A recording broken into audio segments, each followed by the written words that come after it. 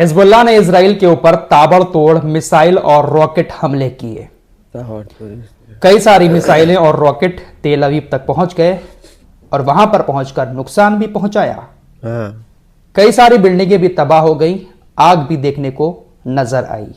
तकरीबन 4 लाख यहूदी आनन फानन में अपनी जान बचाकर बंकरों में जाकर छिप गए। हिजबुल्लाह ने तकरीबन 300 मिसाइल और रॉकेट लॉन्च किए थे।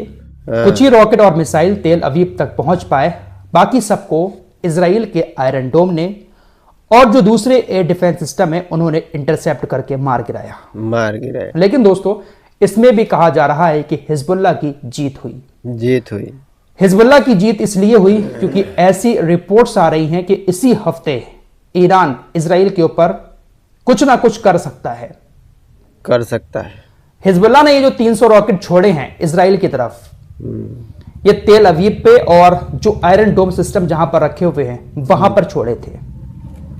और हिजबुल्लाह ने इन रॉकेट और मिसाइलों को इसलिए छोड़ा ताकि इजराइल की जो एयर डिफेंस ताकत है, जो आयरन डोम है या जो दूसरे एयर डिफेंस सिस्टम है, वो थोड़े से कमजोर हो जाए। हिजबुल्लाह के हमलों को रोकने के लिए इजराइल अपनी ताकत लगा दे और उसकी जो एयर डिफेंस सिस्टम की ताकत है वो थोड़ी सी कमजोर हो जाए और उसके बाद फिर ईरान इधर इजराइल की तरफ कुछ एक्शन ले ले। तो इजराइल की एयर डिफेंस सिस्टम की ताकत को कम करने के लिए हिजबुल्लाह की तरफ से इस हमले को करवाया गया। ऐसी चीजें अब सामने आ रही हैं। ईरान बहुत जल्द कुछ करने वाला है। इसी हफ्ते बहुत सारी रिपोर्ट्स में यह दावा किया जा रहा है। बेंजामिन नेतन्याहू को इंटरनेशनल क्रिमिनल कोर्ट सजा सुना चुका है। अरेस्ट वारंट जारी हो गया है। दुनिया के तमाम देश यही कह चुके हैं कि नेतन्याहू अगर हमारे देश में आते हैं तो हम उनको गिरफ्तार कर लेंगे। ईरान के सुप्रीम लीडर ने कहा कि नेतन्याहू के लिए सिर्फ ये सजा काफी नहीं है। बेंजामिन नेतन्याहू ने जो कुछ किया है उनको सिर्फ अरेस्ट करना ही ये उनकी सजा नहीं होगी, बल्कि उनको लटका दिया जाए, फांसी पर लटकाया जाए। इस तरह की मांग आयतुल्लाह खामेनी की तरफ से की गई है। हिजबुल्लाह ने इस हमले को करने के बाद कहा कि हमने ये हमला इसलिए किया क्योंकि बेरूत के ऊपर इजराइल लगातार हमले कर रहा है और इजराइल ऐसे हमले कर रहा है, ऐसे लोगों के ऊपर हमले कर रहा है जिनको वो निकलने का रास्ता देता है। इजराइल खुद कहता है कि वो सुरक्षित एरिया है, वहां पर चले जाओ, इस रास्ते पर हम बमबारी नहीं करेंगे। लेकिन जब लोग बेरूत के उस तरफ जाते हैं तो इजराइल वहीं पर बमबारी कर देता है, जैसा कि गाजा के अंदर भी किया था।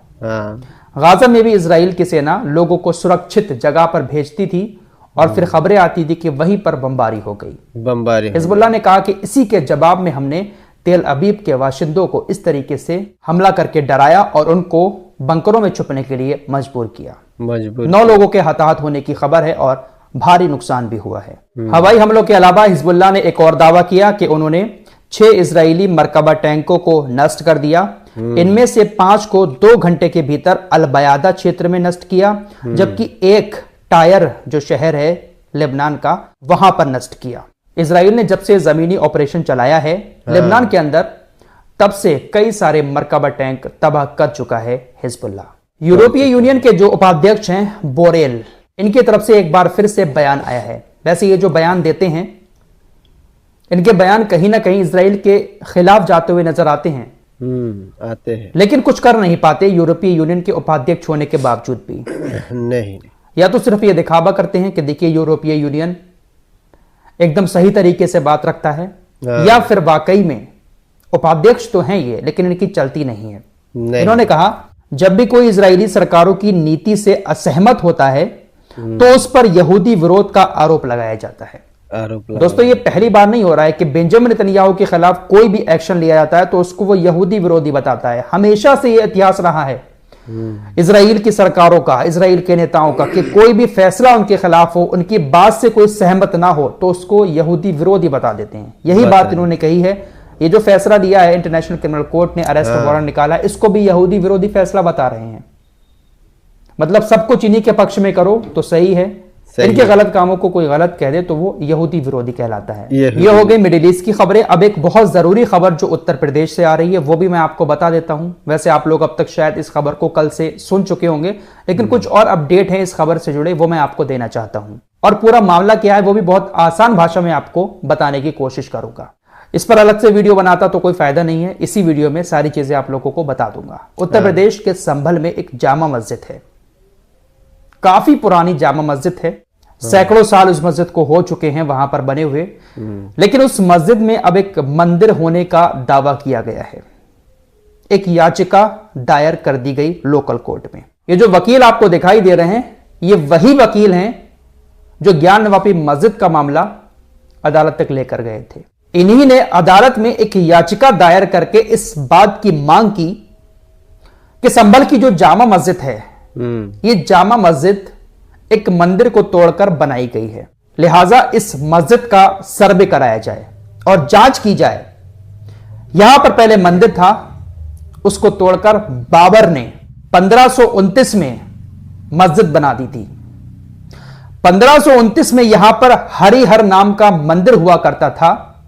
उस हरिहर मंदिर को तोड़कर बाबर ने मस्जिद का निर्माण किया था। इन्होंने मस्जिद के अंदर का सर्वे कराने के लिए एक याचिका दायर कर दी। सिविल जज की अदालत ने जामा मस्जिद के सर्वेक्षण के लिए एडवोकेट कमीशन गठित करने के आदेश दे दिए। अदालत ने कहा कि कमीशन के माध्यम से वीडियोग्राफी और फोटोग्राफी सर्वे कराकर अदालत में रिपोर्ट दाखिल की जाए। जिस तरीके से ज्ञानवापी का मामला था उसी तरीके से यहां पर भी सर्वे के आदेश दे दिए गए।